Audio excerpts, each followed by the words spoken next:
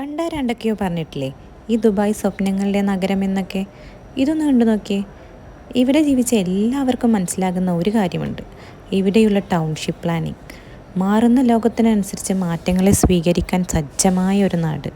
അതും ഇത്രയും വികസന പ്രവർത്തനങ്ങൾക്കിടയിലും ഇവിടെ ജീവിക്കുന്നവരുടെ ദൈനംദിന ജീവിതത്തിന് ഒരു തരത്തിലും ബാധിക്കാത്ത രീതിയിൽ.